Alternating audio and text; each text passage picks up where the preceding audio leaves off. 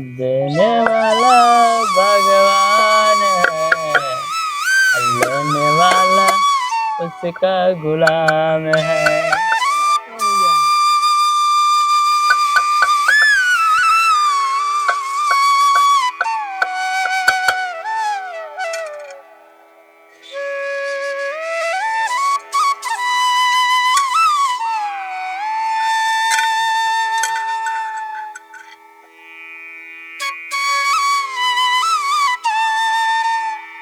आई आई जजमान आई आई।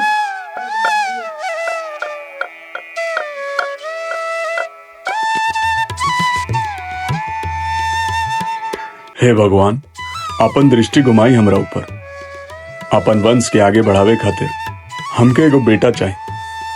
पुत्र प्राप्ति के बाद हमरा और भव्य पूजा करवाएं भगवान। बस हमरा गर्भवती पत्नी के बेटा होके ये आशीर्वाद चाहिए रहुआ से।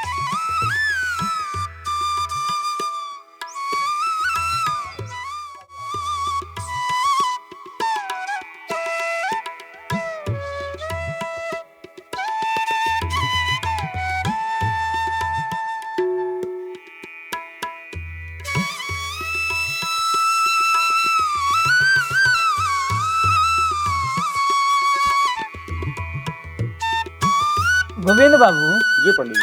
कल पूजा के टाइम सुबह में 8 बजे ठीक रही। ठीक बा पंडित जी, तनी टाइम से आ जाए। हम आ जाए। ठीक बा, प्रणाम पंडित जी। प्रणाम। ठीक।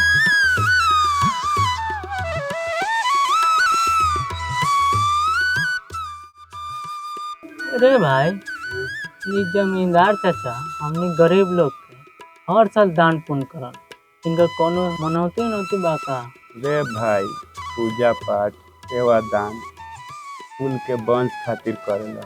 आज ले इनकारा एको गो बेटा ना भई, पहला ही से 3 गो बेटी बिया। आ इनकर मेहरार फिर पेट से बाड़ी। अच्छा, सब बेटा खातिर दान पुण्य होता। फिर कहीं बेटी हो गई तो? ए भाई चुप चुप चुप, अशुभ बात ना बोले के। वंदे विष्णु भावर्णम सर्वलोकैकनाथम। ओम श्री आप लोग सत्यनारायण। ध्यान अपना दीजिए। आगच्छ भगवान देव स्थाने छात्र स्थिरो भव यावत पूजा करिष्यमे तावत तवत। में अच्छा फूल को शैली धरी और भगवान के ध्यान ली। अब पढ़ी।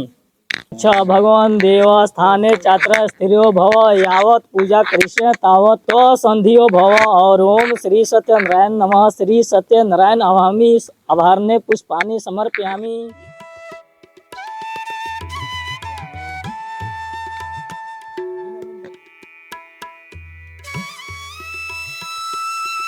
इति श्री श्री सत्यनारायण पूजनम संपूर्ण। पूजा संपन्न भइल जजमान। अब जाए लोगन अपन भोजन ओजन के व्यवस्था देखी लोगन।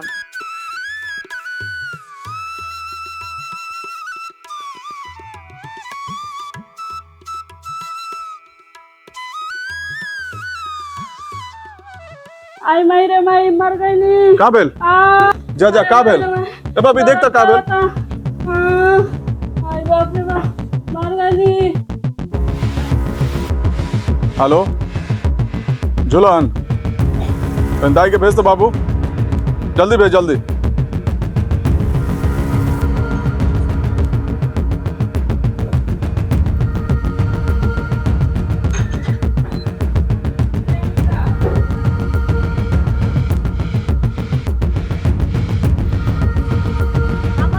अरे देखिए तो जाके कमरा का भेज बा।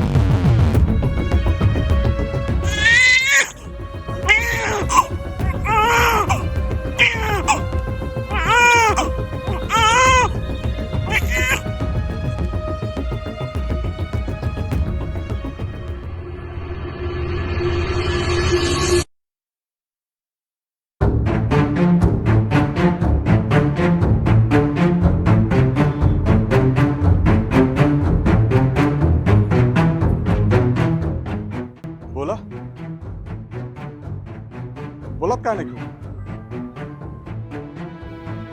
बेटा भाई लानू हमरा, हम तोरा मुंह से सुने के चाहता नहीं। बोला और पत्नी कमला बेटी के जन्म दिले बा। का? ना, ऐसा नहीं हो सकत। सब झूठ बा। भगवान, हम तोरा से एगो चीज मंगनी, बेटा और तू फिर से हमके बेटी दे देला। जौन भगवान अपना भक्त के एगो मांग पूरा नहीं के कर सकत, वो भगवान नहीं के हो सकत ना। भगवान ईश्वर ये सब झूठ बा, झूठ बा, झूठ, ये सब झूठ बा, सब झूठ बा, सब झूठ बा।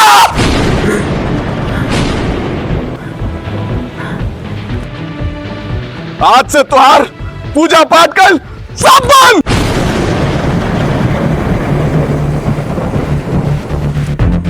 हम तोहनी लोग के कुछ बतावे खातिर बुलौले हैं। आज के बाद से ए गांव में कोई भी आदमी कौनो भगवान के पूजा ना करी। ई हमार कथन बा। अजय केहू भी भगवान के पूजा पाठ करी, ओकरा से दुश्मन जैसन व्यवहार होई और ओकरा के गांव से निष्कासित कर दिहल जाई।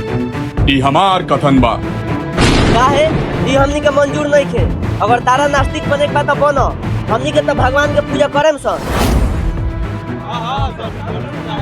ठीक बा, तो तू आज और अभी ये गांव से निकल जा, काहे कि जौना जमीन पर तुहार घर बा वो हमार पूर्वज के दिहल हा। ये गांव के हरेक आदमी हमरा कर्ज में डूबल बा।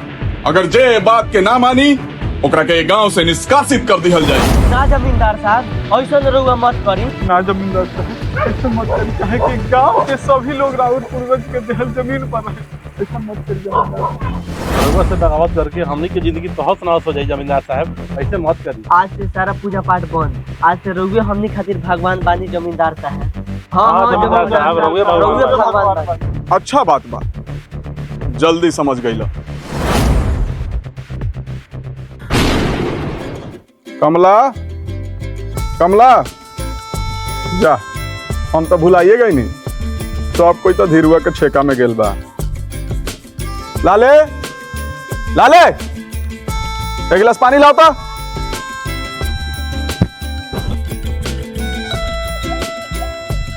इतना देर लगेला पानी देवे में।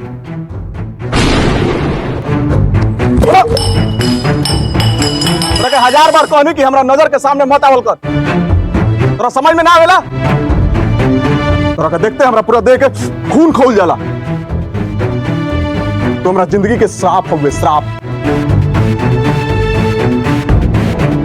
को लक्ष्मी के पूरा दिन खराब कर देला।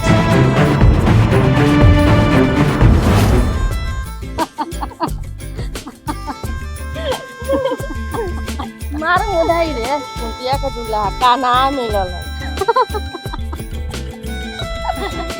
चिंता मत करो, तोहरा मोटे दूल्हा खो जाई। अरे बाक हमर पातर छितर लामा दूल्हा चाहिए। हमार दूल्हा तो मूछ दाढ़ी वाला होके के चाहिए। मोच वाला चाहिए। अब वेदिका खातिर तो कोनो राजकुमारी आई। दीदी इतना सुंदर दिया तो जीजा जी सुंदर है ना पुजाई।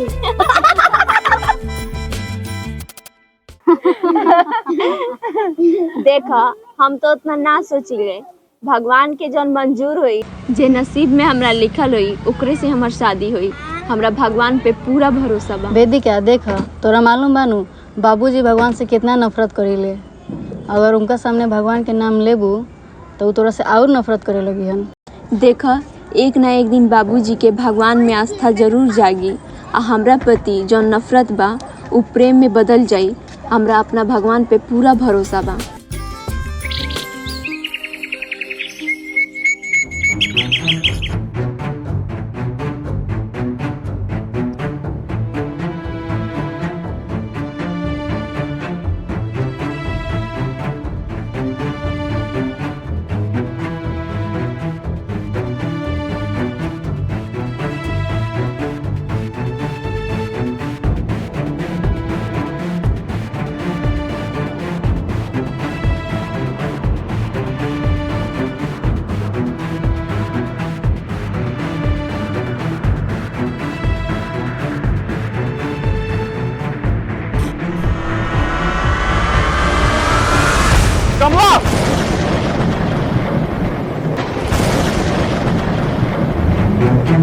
जब गांव के लोग ईश्वर के पूजा करेला तो ओकरा दंड मिलेला। तू बताओ कमला, तो के का दंड मिले के चाहिए? जे दंड सबके मिलेला वो दंड हमरो मिले के चाहिए, यही न्याय है। लाले। जी मालिक। थोड़ा चलाओ।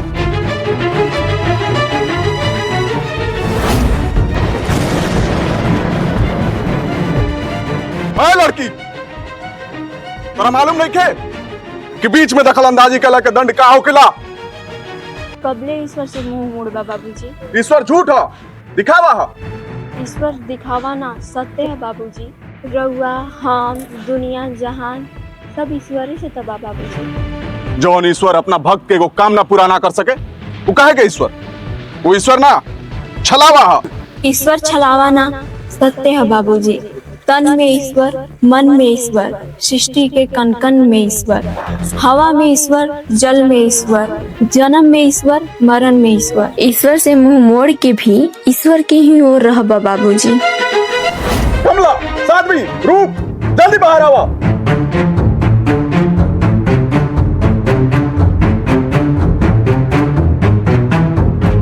जी बाबूजी। किरण, तो के खाना पीना के देवेला? हम की ईश्वर? रघु बाबूजी। साध्वी, तोर पालन पोषण कपड़ा लता के देवेला? हम की ईश्वर? रघु बाबूजी। रूप, तो के अच्छा गलत शिक्षा के ज्ञान के देवेला? हम की ईश्वर? रघु बाबूजी। अब बोल लड़की, असली ईश्वर के है? अनदेखा छलावा कि हम? खाना पीना, शिक्षा दीक्षा सब ईश्वर के देहल भेंट है बाबूजी। मानव एकर पालन कर रहल बा। ईश्वर बा तो सब बा। बहुत घमंड बानू तोरा अपना ईश्वर के ऊपर। ठीक बा, तो आज से तोरा साथे जो कुछ भी होई नु ओमे ईश्वरे का मर्जी होई। लाले। जी मालिक। आज लड़की के बियाह होई, ओकरा बाद एकरा के गांव से निष्कासित कर देवे के बा। जाके एगो ऐसन खराब, बद से बदतर, बदशकल, बेअकल, लंगड़ा लूल्हा खोज के ले आवा जेकरा के देख के ही घृणा आवत होके। जी मालिक।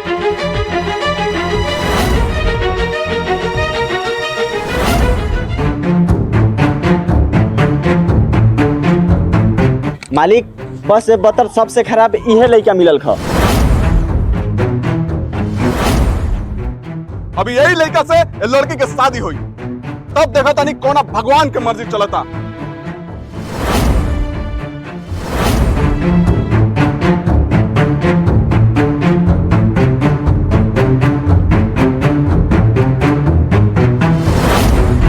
अब जो ये गांव से अपना ईश्वर से मांग के खाई है, यही कोरी के साथ रहिए।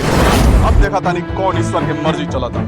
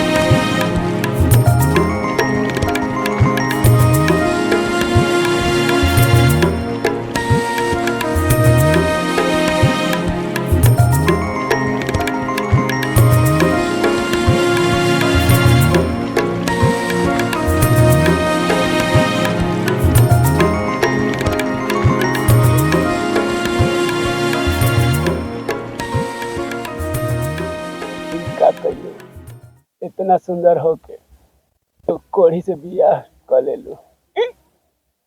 अपन जिंदगी काहे बर्बाद करत तारू।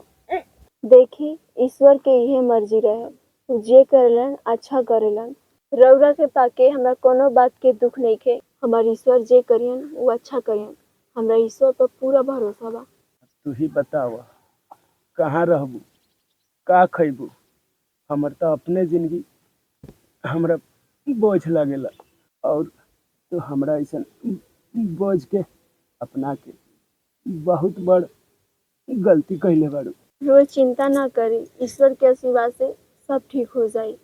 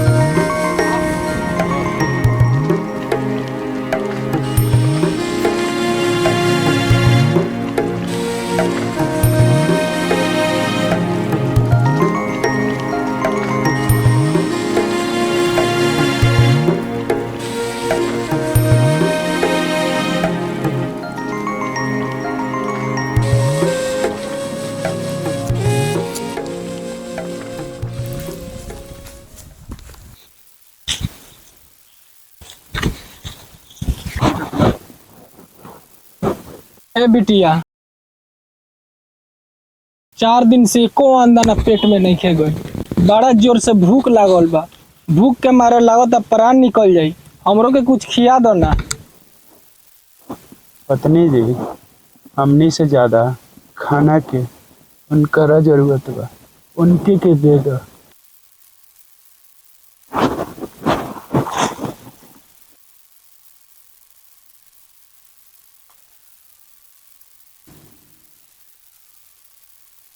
बिटिया, देखे में तो तू निमन घर के लागत तारू, फिर एक कोरी भिखारी से शादी क्यों कर लेलू?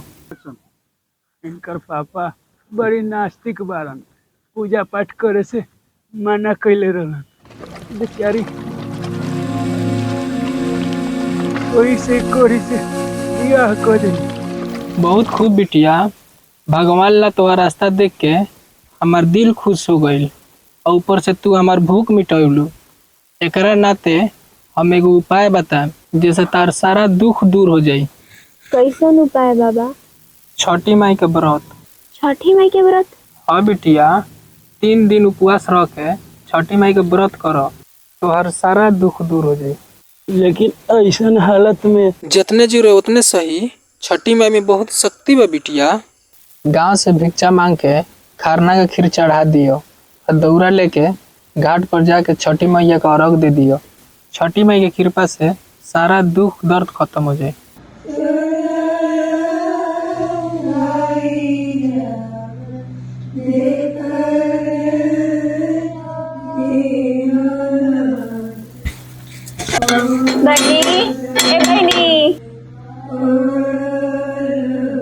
बोलो कुछ दे दी ना, छठी माई के पूजा करेगा।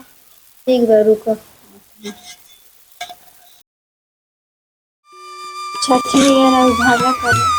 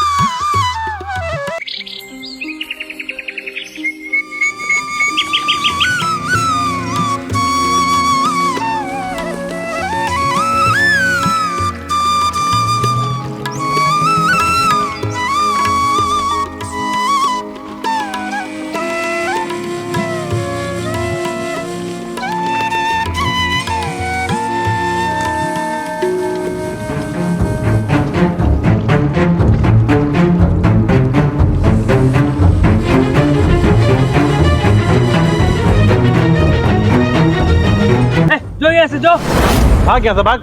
पूरी भिखा दिखा दी यहाँ घाटने के बल। चल भाग यहाँ से भाग। भैया छठी मैया का पूजा तो पूजा होखेला, एमे राजा कौन भिखारी कौन, छठी मैया सबके प्रति बराबरे बा। ए यहाँ कुछ बराबर नहीं किए, जो पूजा करे के बाद दूसरा घर पूजा करिए। जल्दी भाग, जल्दी ना दौड़ो जाओ जल्दी भाग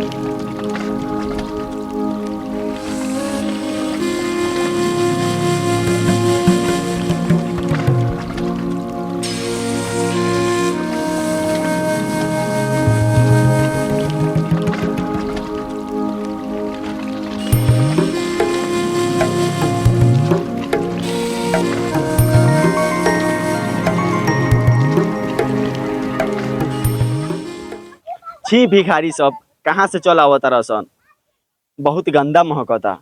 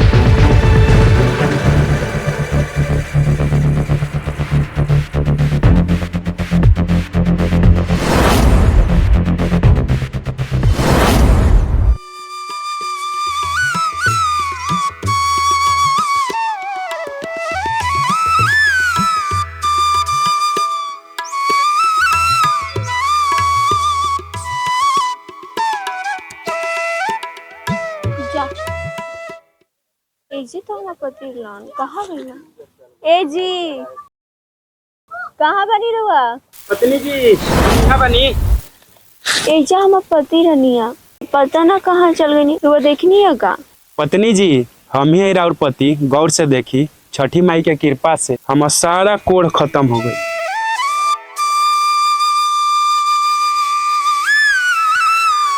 हाँ सही कहतनी, सब ठीक हो गई। जय हो छठी मैया। जय छठी मैया।